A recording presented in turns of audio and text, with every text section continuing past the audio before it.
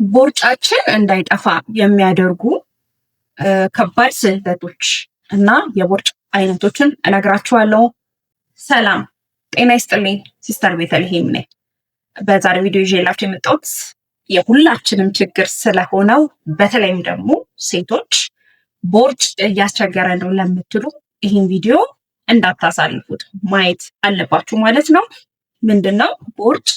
ሁለት አይነት ነገር አለን። ሰብኩታኔስ ፋት የምንለው እና ቪዘራል ፋት የምንለው አለ በሜዲካል ተርሙ ማለት ነው።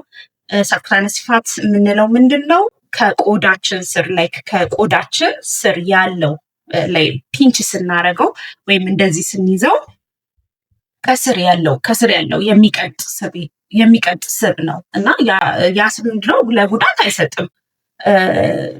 ለጉዳት የሚሰጥ ነገር አይደለም። ምክንያቱም ቀላጭ ነው፣ ኦስሞቲክ ነው ማለት ነው። በክንድ ላይ ሊታይ ይችላል። እሱ አደገኛ አይደለም፣ ቅርጽን የሚያበላሽ አይደለም እና በቃ ከቆዳችን በታች የሚቀልጥ ስብ ነው እና እሱ ሊያሳስበን አይገባም ማለት ነው። ያው ሊያሳስበን የሚገባው ምንድነው? ሁለተኛው ነው። ሁለተኛው በጣም ደንጀረስ ነው፣ አደገኛ ነው፣ ለሌላም በሽታዎች ያጋልጠናል። ቪዘራል ፋት የምንለው ማለት ነው። ይሄ ቪዘራል ፋት በጣም በኦርጋኖች መካከል ራሱ በውስጥ አካላት መካከል ይገኛል፣ ይከማቻል። ላይክ በጉበት በአንጀት ዙሪያ ይከማቻል። ይሄ በጣም አደገኛ ነው ማለት ነው። ሌላው ምንድነው? ላይክ ዲያቤትስ ወይም ደግሞ የስኳር በሽተኞች እና ለልብ ችግር ያጋልጣል ማለት ነው። አይተን ከሆነ ብዙ ጊዜ ስኳር በሽተኞች በጣም ኦቤስ ናቸው፣ ክብደታቸው በጣም የጨመረ ነው እና ከዚህ ጋር ቪዘራል የሆነ ፋት ስላላቸው ነው ማለት ነው። ወይም ደግሞ በኦርጋኖች መካከል ከፍተኛ የሆነ ስብ ስላላቸው ማለት ነው በእንደዚህ በሽታዎች የሚጠቁት ወይም ደግሞ በእንደዚህ ክሮኒክ በሽታዎች የሚጋለጡት እንደዚህ አይነት ቪዘራል የሆነ ፋት ስላላቸው ነው። ሌላው ምንድነው? ከፍተኛ ህመምን ያመጣል። ያው ግልጽ ነገር ነው። ከፍተኛ የሆነ ህመም ያመጣል ቪዘራል ፋት። ምክንያቱም ያው ስኳርና ግፊት ካመጣ እነዚህ ደግሞ ክሮኒክ ነገር ናቸው እና ለዛ ነው ከፍተኛ የሆነ ህመምን ያመጣል የምንለው ማለት ነው።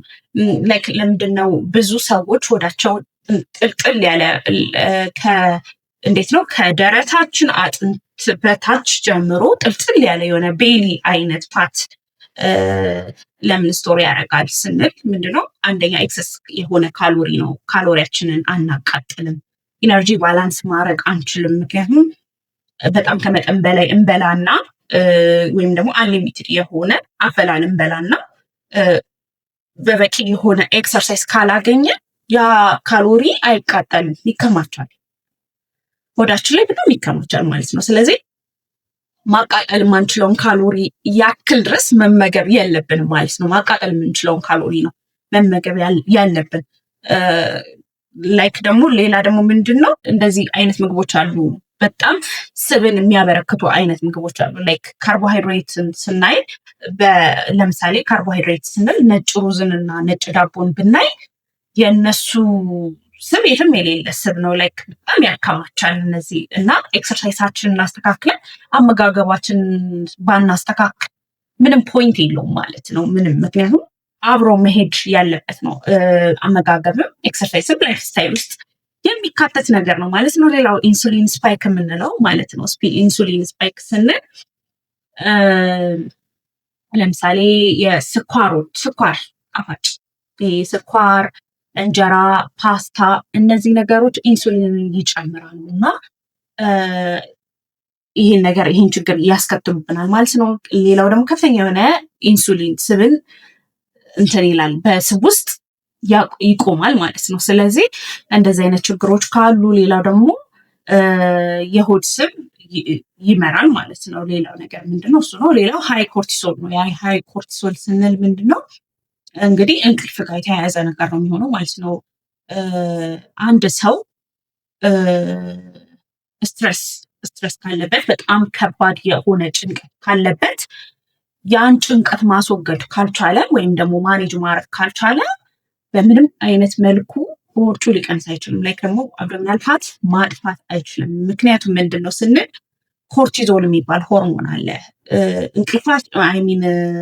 ስትረሳችን ወይም ጭንቀታችን ማኔጅ ካልተደረገ ይሄ ኮርቲሶል የምንለው ሆርሞን ፕሮዳክሽን ይጨምራል፣ እንዲመረት ይሆናል ማለት ነው በጣም በብዛት። ስለዚህ ይሄ ኮርቲዞል ሆርሞን ቀጥታ ኬት ሊንክ ያደርጋል ማለት ነው ከአብዶሚናል ፋታችን ጋር ወይም ደግሞ ፋታችን ፕሮዳክሽኑ እንዲጨምር ያደርጋል ማለት ነው። ኢንዳይሬክትሊ ሆርሞን መዛባት ማለት ነው። ምክንያቱም ስትረሳችን ማኔጅ አልተደረገም፣ ኮርቲዞል ሆርሞን ጨምሯል። ስለዚህ ኢንዳይሬክትሊ ክብደታችንም ወይም ፋታችን ይጨምራል ማለት ነው። ስለዚህ ጭንቀት አንዱ ትልቁ ችግር ነው ማለት ነው ቦርጫችን እንዳይቀንስ። ሌላው ምንድን ነው? እንቅልፍ ነው። እንቅልፍን በምናይበት ሰዓት ምንድን ነው የሚሆነው? እንቅልፋችን በሚበላሽ ሰዓት ወይም ደግሞ የእንቅልፍ መዛባት በሚገጥመን ሰዓት ምን ይከሰታል? አንድ ሰው እንግዲህ በሳይንሱ ለ8 ሰዓት ያክል መተኛት አለበት ነው የሚለው ሳይንሳችን። እና ከዛ በታች የምንተኛ ሰዎች ካለን ኳሊቲ ያልሆነ እንቅልፍ የሚወስደን ከሆነ እንደገና ደግሞ ከዛም በላይ የምንተኛ ከሆነ ሌላ ሆርሞናል ችግር ይገጥመናል። ምክንያቱም ምንድነው የሚፈጠረው? የሃንገር ሆርሞን ይዛባል። የእንቅልፍ እንትናችን ይዛባና ከዛ ሃንገር ሆርሞን ወይም ደግሞ ረሃባችንን የሚቆጣጠርልን ሆርሞን ይዛባል ማለት ነው። ስለዚህ ያ ተዛባ ማለት ደግሞ ድንገት አብኖርማል የሆነ ነገር ሊጠይቀን ይችላል። ሃይ ካሎሪ የሆነ ያለው ምግብ ሊጠይቀን ይችላል ሰውነታችን ማለት ነው ኢንዳይሬክትሊ። ስለዚህ በዛ ሰዓት በምንመገብ ያንን ወይ አላስፈላጊ የሆነውን ለሰውነታችን አላስፈላጊ የሆነውን ካሎሪ ስንመገብ ኢንዳይሬክትሊ ክብደታችን ጨመረ፣ ፋታችን ጨመረ ማለት ነው። ስለዚህ እሱንም ማኔጅ ማድረግ እንቅልፍ በቂ መተኛት ከሌላው ከነዛ ሁላ ጋር ባይደመርም ብቻውን መቆም አይችልም ማለት ነው። ወይም ደግሞ ብቻውን ለውጥ ማምጣት አይቻልም ማለት ነው። ሌላው ምንድነው? የእድሜና የሆርሞን ለውጦች በሚኖሩ ሰዓት ነው። ያው ከእድሜ በተያያዘ እድሜያችን ሲጨምር ሜታቦሊዝም ይቀንሳል ማለት ነው። ስለዚህ የእድገት ሆርሞናችንም ይቀንሳል ማለት ነው። በዛ ምክንያት ደግሞ ሊከሰት ይችላል ማለት ነው። ይሄ ነገር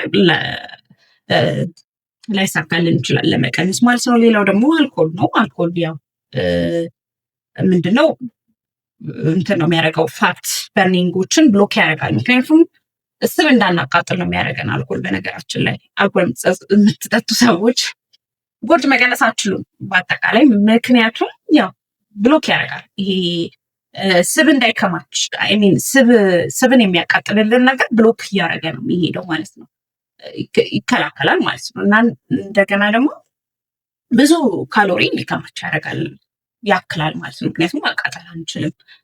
በዛ ምክንያት ቦርጫችንን መቀነስ አይታሰብም ማለት ነው። አልኮል የምትጠጡ ሰዎች ቦርጫችንን ለመቀነስ እንዳታስቡ ማለት ነው። ምንድነው ሌላውን ሳይንስ ቤዝድ የሆነ ነገር ስነግራችሁ እንዴት ነው መቀነስ የምንችለው ታዲያ? እንዴት ማድረግ አለብን? በፓርት 2 ደግሞ ስለ ቤቢ ፋት እንዴት መቀነስ እንደምንችል ቪዲዮውን እዚህ ጋር አስቀምጬላችኋለሁ። ያው ሰብስክራይብ ማድረግ እንዳትረሱ። ቤተሰብ ሁኑ። ላይክ ሼር እያረጋችሁ ለወዳጅ ዘመዶቻችሁ እንዲደርስ ማድረግ ትችላላችሁ ማለት ነው። ኮሜንት ሴክሽን ላይ ደግሞ ኮሜንት መጻፍ እንዳትረሱ። ቸር ሰንብቱ።